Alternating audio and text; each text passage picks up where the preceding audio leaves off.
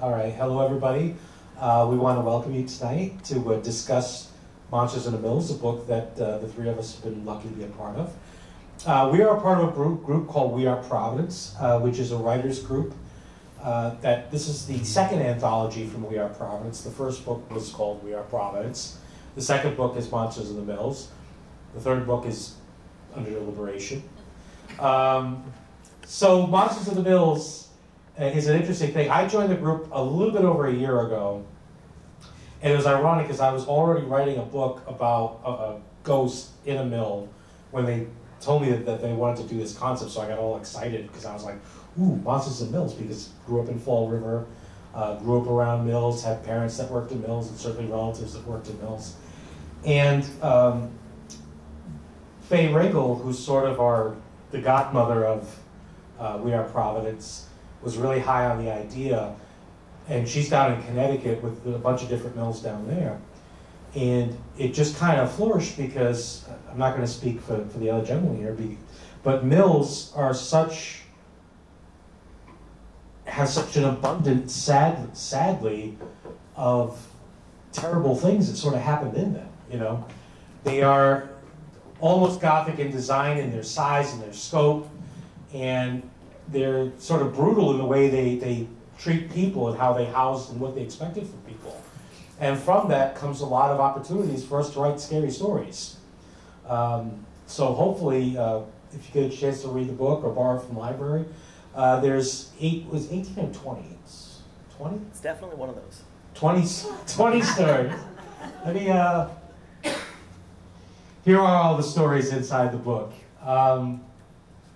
So stories cover different mills from different parts of New England. I originally set mine in Fall River, but I ended up moving it to Pawtucket because I had a really good place in Blackstone that I was looking at on the river. And a lot of the writers here are very accomplished. The two editors, Krista Carmen and Lauren Daniels, both were up for the Bram Stoker last year for horror writers. The Bram Stoker is like the Oscar for horror writers. That's the big one. And Krista won, and Lauren came in close. And then Krista was also up for a Shirley Jackson Award as well, that she just came in very close to winning. So it's an incredible foundation of writers, and we're spread out over all types of sort of incarnations of horror, whether you like Gothic horror, whether you like extreme horror, whether you like classic horror. Everybody has a different sort of take on it, which also makes it very fascinating. So about us, I'm Rick, as you can see.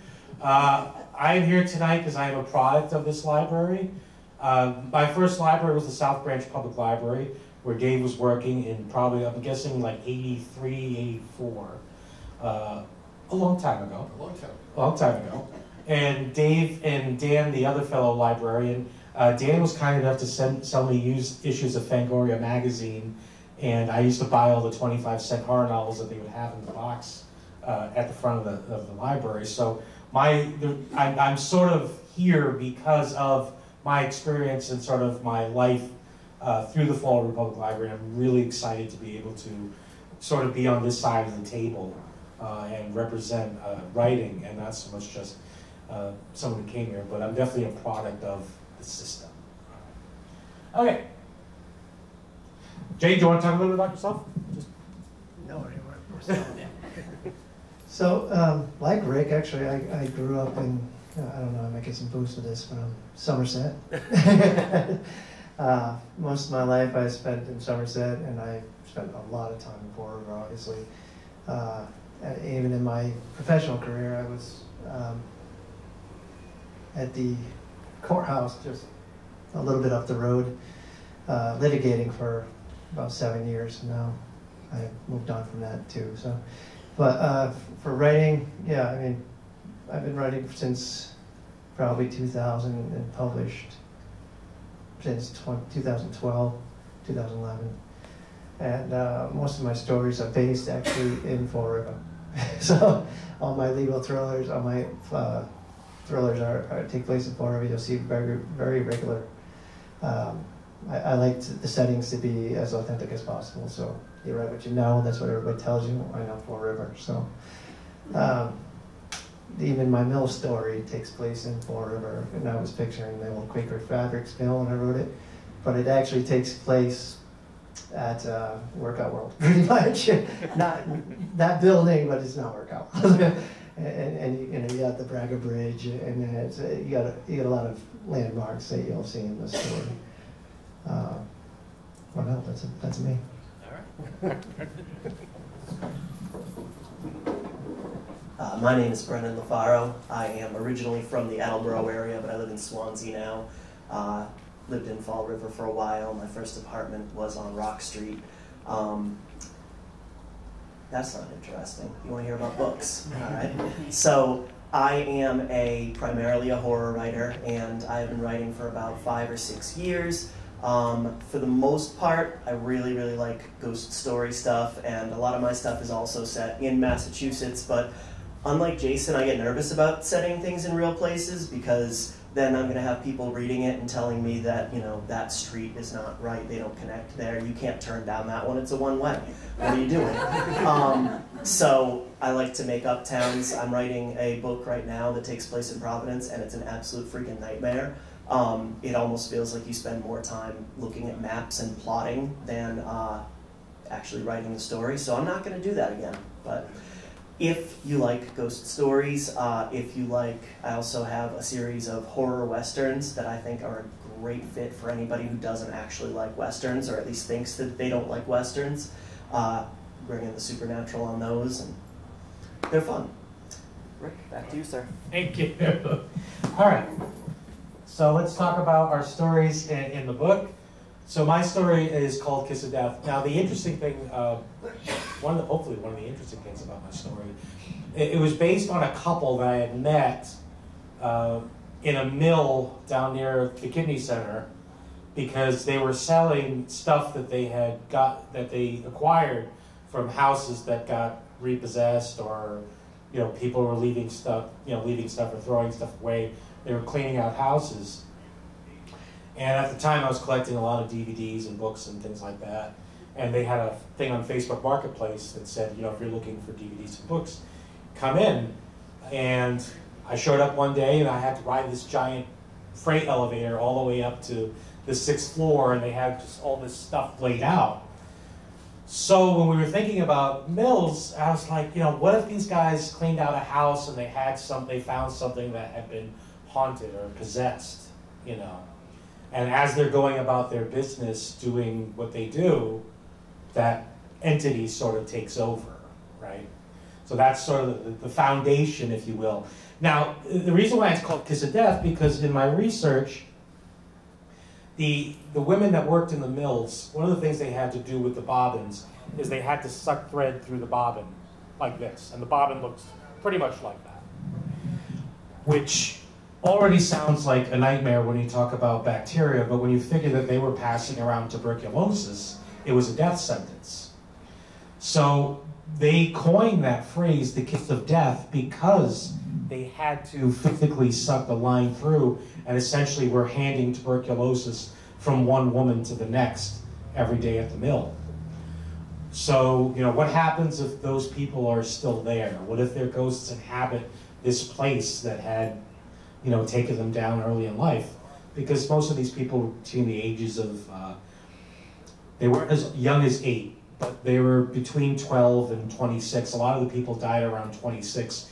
Between the tuberculosis and just sucking in the cotton that they would suck in the air, their lungs eventually would seize up as well. So I'm going to read to you. We're going to try to make 100 or 200 words from each of our stories, just to give you a little flavor of it. So at this part of the story, the woman had found the bobbin, and she's looking at it and trying to assess what it is. Wanted to gaze at the bobbin and became drawn to the hole that was used to thread the line. Could the disease still be there? All of those women who sucked the line through this hole were ignorant of what the bobbin held. Wanda brought it closer to her mouth, but stopped just short of her lips. Just then, the line shot out and hit her. It stung like a hornet. She pulled the bobbin away, and it tore the line from her lip. Something tightened around her wrist. She raised the hand holding the bobbin and could see that the thread inside was emerging and slithering around her skin and cinching itself down. Wanda screamed. The echoes of her terror bounced around the walls of the mill. Coarse thread wound its way up her arm. It had grown thicker and longer and slipped from the bobbin like a snake made of hemp uncoiling. The pressure increased until it was on the verge of breaking her forearm. Wanda reached for a box cutter. She extended the blade a good 2 inches and jabbed it into the rope at her wrist, cutting the threads into 2. She cried out in pain as the blade scored her flesh. She pulled the thread and struggled as it fought to stay attached to her. Thick as a rope now, it was trying to burrow its way into her arm. The threads, like needles, trying to get under her skin. That's my clip. All right, so my entry into this lovely anthology is called Under the Frozen Sky. And, you know, at first when I was asked to write a mill story, my thought was Lowell, my thought was Pawtucket, and then my third thought was other people are going to latch onto those locations and I'm going to be, you know, just kind of riding coattails there. So I ended up taking a fictional town, retracing our steps here, that I wrote an entire New England ghost story trilogy in, and essentially it was already a mill town, so I just put a mill there and kind of had this story take place in its crumbling shadow. And it's about a 12-year-old girl named Emma, and she's leaving the house at night, kind of middle of the night, because her house is hectic, it's chaotic, everybody's fighting, and she just needs that peace. So she walks down by the river and meets another person. With a gentle pat on the frozen earth, the stranger invites Emma to join her. Emma's legs carry her down toward the sweeping water, stopping short of its chilly spray.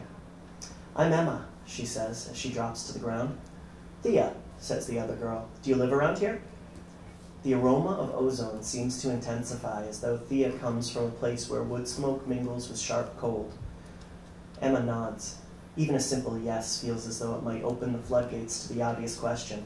Why would either one of them be out here in the middle of the night? She can't ask without also answering. The girls sit in silence for a moment.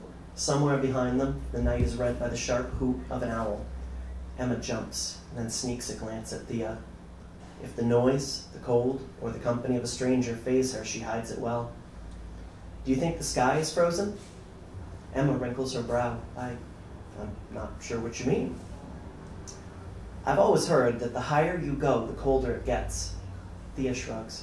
"If something as alive as the water can become hard as stone simply because the temperature drops, what happens to a place way up there content to sit still and watch over us if it gets cold enough?" A chuckle escapes Emma, and she claps a hand to her mouth, embarrassment settling in her stomach. "I didn't mean to laugh. I've just never thought about it before." The corners of Thea's lips twitch, hinting at a smile, but her eyes remain the same. It just seemed like something to say. "An icebreaker?" "Pardon?" In school, when a teacher is trying to get to know their students, they ask questions to start a conversation. It's called an icebreaker. Thea stares into the river for a moment, seemingly entranced by the ripples. Appropriate. She laughs, a melodious sound that twirls into the night like Emma's crystallized breath. Emma joins her, then stops abruptly. Numbness shifts to icy prickles, jabbing at her spine. She scoots away only a few inches, but it's enough. Thea's laughter dies. She tilts her head to the side. "What's wrong?" Emma climbs to her feet, backing further away. Her breathing intensifies, filling the air like a fog machine in a low-budget horror film. "Your breath," says Emma. "Why can't I see it?" Thea folds her hands in her lap, stares down at them for a moment, then returns her gaze to Emma and fixes her with a strange look. Disappointment might be the word. Pity might be a better fit. "I'm sorry," whispers Thea, so softly that it's almost lost to the babble of the 7-mile river. Shame bubbles in Emma's stomach, over what she can't say, before Thea's face goes even paler, nearly translucent, her straw-colored hair lightening a shade to resemble chalk. She never lowers her eyes even as she disappears, dispersing like water droplets into the night air and leaving Emma all alone under the frozen sky. Alright, just FYI, that we're at like 25%. I didn't spoil the ending for you or anything like that. So, apologies, I had to go over the George Washington Bridge. And by the way, the Braga Bridge will always be green to me.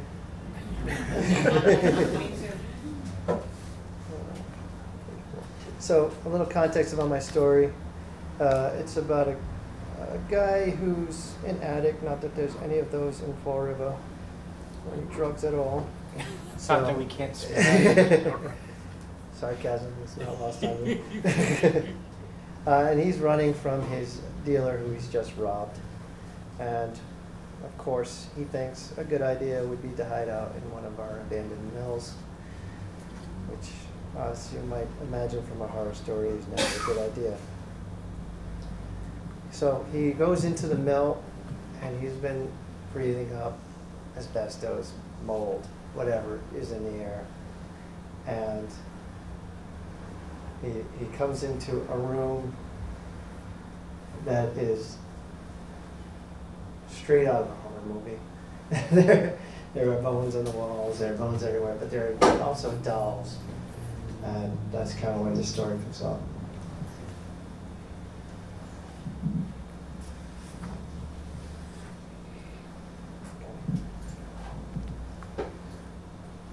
Like the rest of the bones, oh, sorry, I went a little too far. Okay. Piles of bones and rusted manacles were arranged around the four walls, all which lacked doors or windows. Chains hung, neglected from railroad spikes, hammered into each facade, in some cases still attached to a forearm. Although the bones no longer connected to form true skeletons, Aaron could easily identify them as human. The torsos and rib cages, dead giveaways. Scraps of fabric interwove the piles, though if they'd once been garments, time and teeth had long since eaten away at them to the point of unrecognizability. He counted a dozen or so piles, though their skulls were noticeably missing. He found them behind the table, arranged in a circle, each with a doll standing sentinel beside it. Kind of like the dolly I actually saw her on the way in here. Although they're mostly Victorian-style dresses, hair, and bonnets, varied in color and material, all were like in size and composition, such that they were likely constructed in the same era, if not by the same maker. Like the rest of the bones, the skulls were fleshless. Strange runic markings were etched in the floor inside the circle. At its center, a large rat was slit open, its innards oozing from what looked like a fresh gash in its belly. Aaron recoiled at the sight, together with the ongoing stench of the room, but he sensed no immediate danger. Though he had no idea how long it took skin and muscle to rot, he figured the bones must have been there a very long time, and the person or persons who had caused the bones to be there would also be long gone. As creepy as he found the place, it was also his salvation. He doubted Vic, the dealer, would follow him in there, so he would just have to bear the room's awfulness until morning, or whenever Vic and his crony decided to pack it up and leave. The bones were just bones, and the dolls were just dolls. Old-fashioned, sure, from an age well before Cabbage Patch Kids and Barbie, but silly, inanimate, unspeaking toys nonetheless. Each wore a dress down to its feet, somehow as unmarred by time as their bisque doll arms and faces and hair that looked as real as his own. Nothing supernatural, nothing angelic, nothing alive. And yet, they all seemed to be staring at him. Awesome. All right, so any questions for us about Monsters in the Mills in general, spooky things, how to write? Anybody? Nope. Yes? What kind of horror movies or stories were you brought up with? Because my generation, we used to have Creature double feature every Saturday morning. Yeah. Well, I think we probably all watched Channel 56's Creature double feature, and that was a big one. Certainly Dialing for Dollars was another one. Dialing for Dollars was where I watched all those great British Hammer films that were wonderfully gory. And they were kind enough to put those on at 3:30 in the afternoon after my mom was done with General Hospital.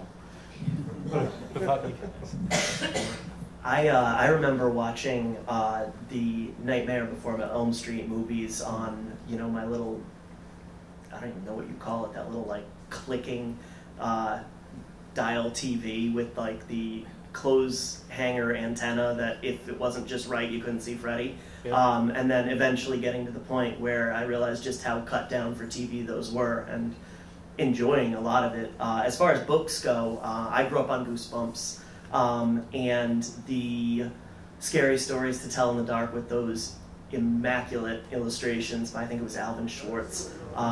Absolute nightmare fuel, and I don't think I've picked up one of those books in 25 years, and I can still see all of like the dripping flesh and the black and white pictures. It's formative. Yeah, like you actually, what got me into horror was my babysitter reading Scary Stories to Tell in the Dark. And actually the one that got to me was the shoes that kept creeping up the stairs little each night.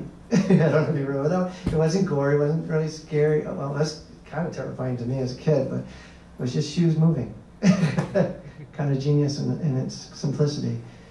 For movies, I'm an 80s camp B-movie guy all the way. John Carpenter, Roger Corman, that's what I grew up with. The Thing is still my favorite movie to this day. And I'll watch it every chance I get. True Life Horror Story, my girlfriend still watches General Hospital. Did you ever watch Dark Shadows when you were younger? Oh yeah, well we have a Dark Shadows expert in the audience actually. Danielle Galergo, I could put a pitch in for her Dark Shadows podcast. It's one of the best podcasts on Dark Shadows there is. And it's also why I'm wearing a Barnabas Collins ring, which you probably noticed. But yeah, Dark Shadows, certainly. By the time I got around to it, it was in reruns, it was in syndication, but it was one of those, beautifully strange things that you would catch on a TV, on some UHF station, when you were, when you didn't want to watch The Price is Right or whatever was on at the time, Card Sharks, or whatever your mom was watching, if you found a Dark Shadows, especially if you liked or inclined to horror, it was. Is that with Johnny Depp? No, I'm just joking. Oh. You don't speak of such things. You're lucky Danielle didn't throw a shoe at you. What about you guys? What are some of the other influences you think? As far as movies go, I do think like the 80s just practical effect, you can't top it. I love the original Friday the 13th. I love the second one. Third one's okay, and from there, whatever. Yeah. Steady decline, consistent at least. And The Thing, Jason mentioned. Truth be told, I grew up on the movies, and I don't watch nearly as many as I used to, and I feel like it's just because it's absolutely overwhelming. At any given day, you're working until 5, 6, 7 o'clock at night. You've got a whole 10 minutes to yourself between when you get home and when the kids go to bed, and you've got horror Twitter saying here are 130 movies that you need to see this October, and I find it easier to just say, you know what, I'm going to watch none of them. I'm going to use that time to read, and obviously Stephen King, big influence growing up. I've read everything he's written, and I plan to keep doing so. But as far as people who are writing now, I think Nat Cassidy is a writer that a lot of people should check out. Kind of strayed from influences there, but whatever, I'm making up my own questions. Mm-hmm. Nat Cassidy, there's a writer out in Oregon named Tyler Jones who does some phenomenal stuff, very empathetic and character-driven writer. There's a writer out in Washington named Drew Huff who's doing some weird, a lot of slasher types vibes, but just weird horror, weird fiction, and writing kind of unlike anybody else's. And I could go on, but I'm going to pass this to Jason instead. Yeah, I grew up with King as well, and it was kind of sad in a way because I had to go back and rediscover the other guys that were writing at the time, like Robert McCammon, who's still to this day one of my favorites. But I've also, I read pretty widely, so I write horror thrillers and sci-fi, but I read those plus fantasy and some dark humor. But yeah, so I mean, The Hobbit, you know, those I would say Tolkien was a huge influence on me. Although you won't see any elves or anything like that in my books, but just his allegory with the whole, you know, being in World War II, and just how he wrote. I think my world was wrong, but anyway, just how he wrote about the wars and made it into a story about goblins and orcs and stuff. It's my English teacher liked my fascination with it, but I thought it was genius. And for writing in general, I think you know, there's a lot of books out there that can give you some good tips, and Everybody Goes to King on Writing, which is a great book. I know I keep clicking. Sorry about that. I'm trying to give these guys whatever I might have. You know, I'm kidding. Well, anyway, I'll just pass it back. Any other questions? Yes, Dale. Yes, so New England has such a rich history as far as horror, and in particular horror writers. What is it about New England that you think is so inspirational in that way? Any thoughts on that? Well, like I was saying to some people earlier, I don't think I ever need to write about another place other than Fall River because of the history, because of the look of Fall River. I mean, you look at this library in itself, how gothic and fascinating it is. You know what I mean? You look out. Today was an absolutely drop-dead gorgeous fall day. I mean, the trees are spot on. Like, you really couldn't ask for much more. I recently wrote a story called The Pukwudgie, and I was talking about Freetown, and I said Freetown is like a Thomas Kincaid painting of fall, you know, because it is. You know, it's like the only thing you need for a muse is eyes and ears and just to walk around. And I think New England has that sort of magic. I've been lucky enough to live all over the country, and I would say probably the only other place that I felt the same way about was New Orleans. But yeah, guys. I mean, the short answer is I think history. You think of places in Europe that have structures, you know, that are 1,000 years old, and we don't have quite as much stuff like that. But you know, this is essentially where the European version of civilization started out, and a lot of that is people trying to just kind of figure out how to be a civilization, and they messed up more than once or twice, and bad things happened, and it, you know, kind of ingrains itself. It's, you know, I mentioned earlier, one of the things that drew me to Westerns is the idea that you're out there in this kind of uncharted land, and there's no supervision for the most part. And I think that New England has a little bit of that, that origin of just people coming over here and, you know, displacing indigenous and just trying to figure their stuff out and not always being Puritan about it. Beyond that, it's just, it's a beautiful area. You know, you think of the leaves, it lends itself well to the kind of imagery that you need to juxtapose the horrible stuff like bone rooms with dolls. My take. Yeah, I agree. It's such a gloomy, dreary, dark place. It makes us all miserable. So why not worry about it? But I think if you think about the history, like Brendan was saying, you got Mercy Brown, you got the witch trials, you got you got Lovecraft was here, you got Poe. I've spent some time here. Screw Maryland. But anyway, we just have so much. I mean, if you look at the beauty of Sleepy Hollow, at the same time, it's a dreary place, but it's beautiful. It's darkly beautiful, and it just lends to that kind of. And then our Halloweens are also better. You can't go trick or treating in Florida. What are you gonna put lights on a palm tree? Dodge alligators? It doesn't seem like it doesn't have the right atmosphere. Here we actually had, at least where I was, we were in Somerset, we were going door to door my entire childhood, and it was tons of kids. And whoever get out full bars here, you're awesome. Any other questions? Dave? Your writers, I myself am an artist, musicians, people in theater, we're all driven by ideas. You know, we're always looking for that unique idea to work around. Have any of you ever just been hit by something out of the blue? You came across an object or a situation where the story just came to you.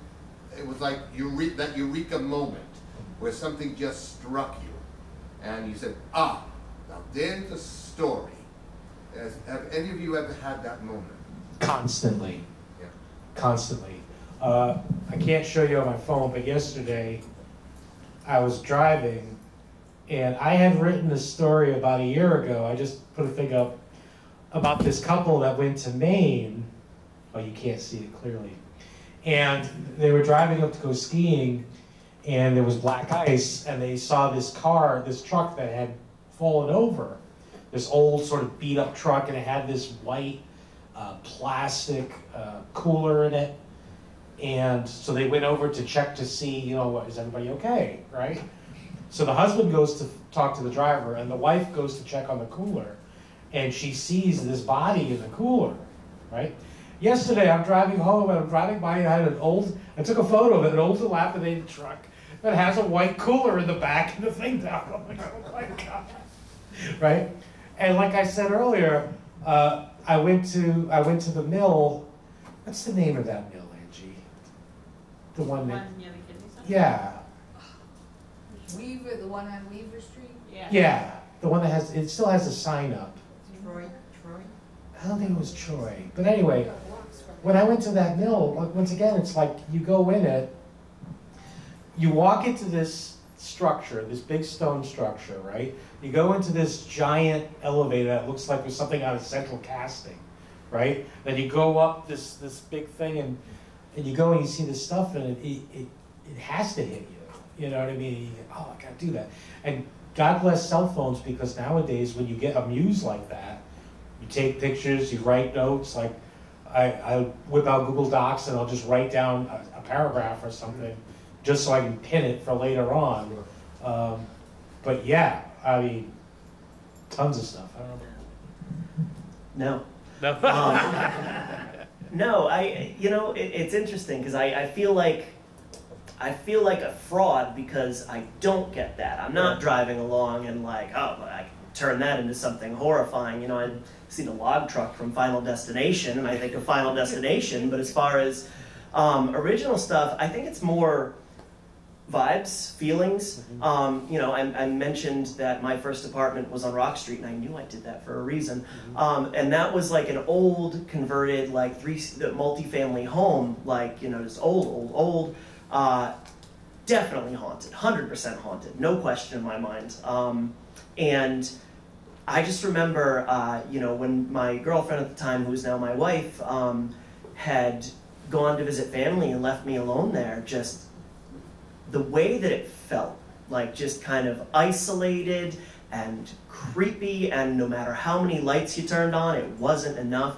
And that's the kind of thing that I like to latch onto and write down, not as opposed to the imagery, the feeling, and like how can I capture that feeling and turn it into a story?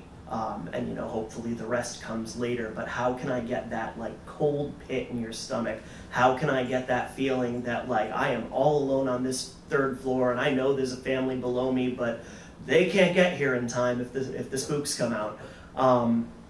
And obviously the negative stuff too, but even just like the way a song makes you feel, like how can I take this song that I love, and it doesn't even matter what the lyrics are, but it just makes me feel a certain way. How can I capture that feeling and turn it into a story? I'm gonna try, and maybe it won't go well, or maybe it will. But vibes, feelings, as opposed to imagery. You shouldn't have imposter syndrome. You're a fantastic author. Yeah. So. but I do, because I'm an author. So. Sure. Actually, a song would be a good prompt for me. So I wouldn't say I have I've written some short stories where I felt like a muse that guided me, and the short story just comes out. My novel's way too over-analytical and thinking, plotting. I'm a plotter, not a pantser, if you're familiar with those terms. Either you outline, I don't just write and see where it goes. But Eleanor Rigby, the line in the song Eleanor Rigby puts on her face that she, and a mask that she keeps by her door. I can't think of it off the top of my head.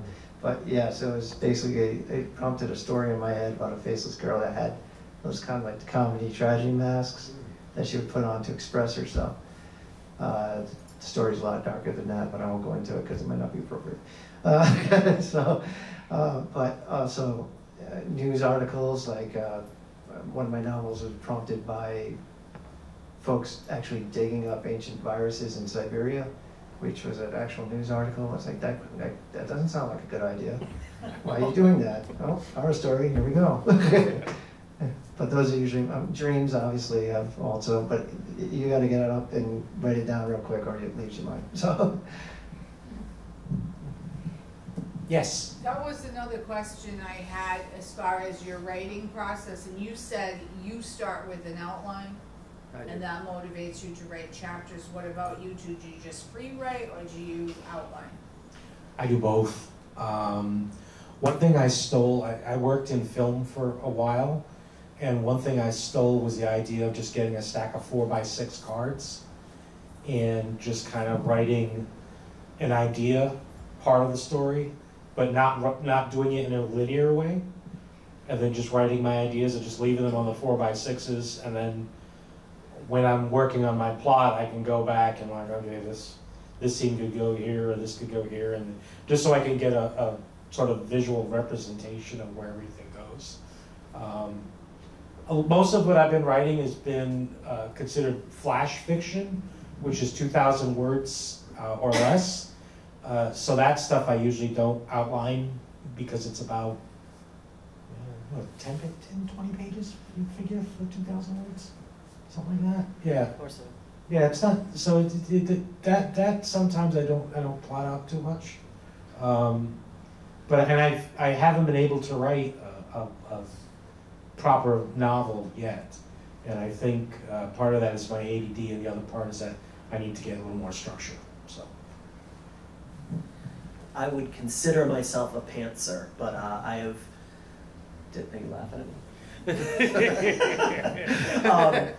me? I've tried both ways, and for the most part, I find that I have more success if I don't know, if I have an idea maybe where the story is going, or at least where it's going next, even if I don't know where it's going to end up, because I don't get bored. And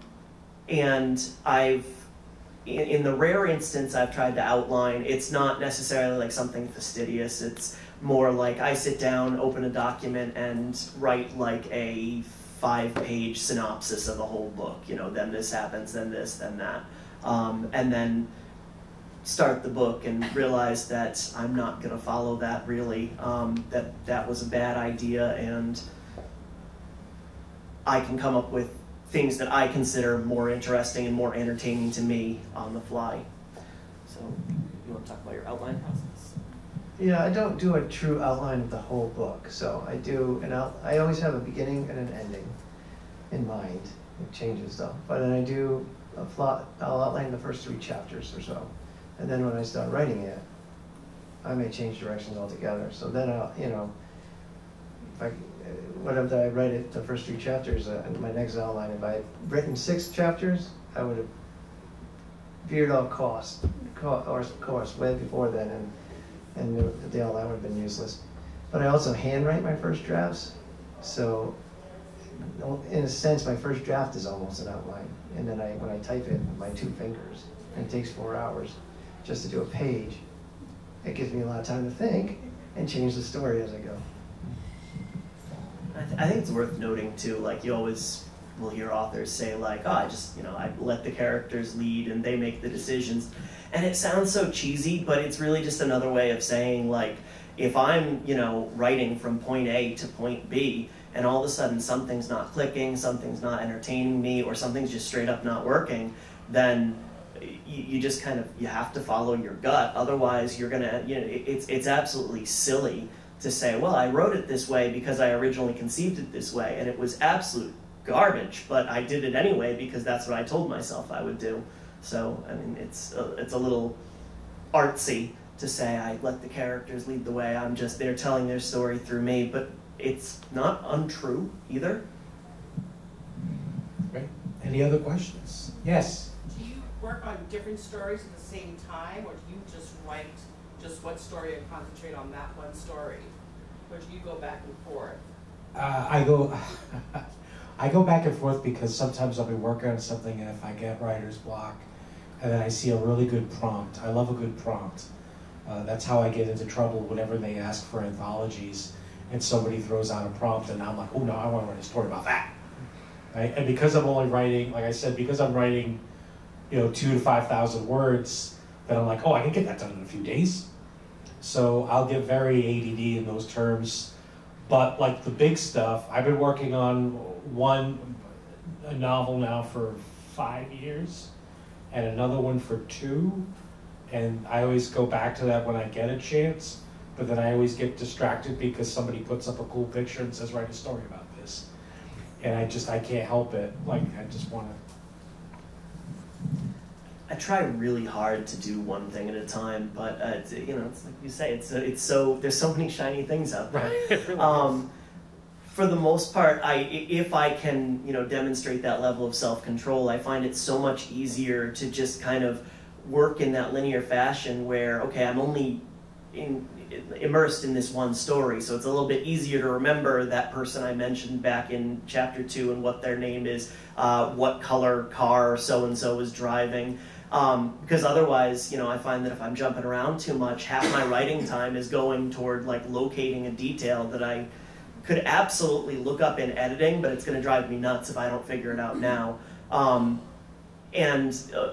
To say nothing of voice, if you are writing 2 novels, they are very likely going to have, characters that speak in different voices or narrators that speak in different voices, and I find it just easier to this is how this one's going, it's a little more informal, and, we drop the G's at the end of words, as opposed to this one who's, a little bit more snooty and would never speak like that. And it keeps me from mixing up silly things like that. Some writers will tell you that you should be, if you're a writer, you should be writing every day. I find if I do that, I'm forcing it, and what comes out is garbage. So I write when I'm inspired to write, and when I know it's working. You know when you're writing if it's working. But every time when I'm writing a novel, you get about to 60,000 words. I don't know if you've had this experience. And it's just a hump. You just gotta step away, maybe reread everything you did, maybe even edit the first portion, and it'll give you new ideas to make it real. Because you want to, at that point for me, I write a lot of action horror or thrillers. I want it to come speeding towards the end, and I don't want it to stop. So if I get there, I walk away and work on something else. Adding to that, for notorious bad writing advice, or notorious writing advice that's not for everybody, a lot of people will tell you, just push through the first draft, get it out, you can always go back and fix it, which is of course true, but at the same time, if you get to around that 60,000 word mark and something's not working, going back to reread and to edit and to kind of just clarify things that you may have mixed up because you're a pantser and you don't outline, can give you a lot of clarity. Even if you think you know where the ending's going, it can really steer it and help you write it in a way where you won't have to spend another 2 months fixing all the silly mistakes you made. Any other questions? No? All right. Well, first I want to thank my fellow panelists who were able to come out tonight, and it was great to be a part of this. Getting back to Monsters in the Mills, it was an incredible experience. I don't know about you guys, but I look forward and I hope that we will have a 3rd book eventually with the group. If you do want to write, one of the things I would recommend, and one of the things I've been telling my students is find a group. You know, find a group of people who like the things that you like and they want to write the things that you like. And I always say, whenever I'm on Lauren and Krista, you know, a rising tide floats all books. And it really has been that way for me with these guys. You know, they've helped me out editorially, they've helped me out with stories.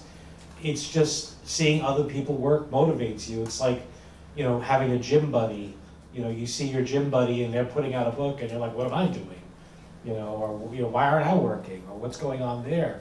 So it's good, it's important. We're just lucky that right now that horror is going through like a golden age of literature, and that so many people are writing horror, and not just writing it, but doing a really good job of it, you know. So it's kind of a blessing and a curse, because also it means that we're writing stuff in a period where a lot of other people are putting stuff out. So it's kind of tough to get seen. Anything else you guys want to add? Thank you. Yeah, thank you for having us. I want to thank Dave once again for inviting me and letting us set this up. And hopefully, you know, we'll be able to do this again in the future, and we'll try to. That would be wonderful. Yeah. Thank you, Yeah. Rick. Thank you, Brennan, and thank you, Jason, for coming this evening. And yeah, I had a wonderful time. I think the audience did. And I say, let's do it again. Let's bring more people.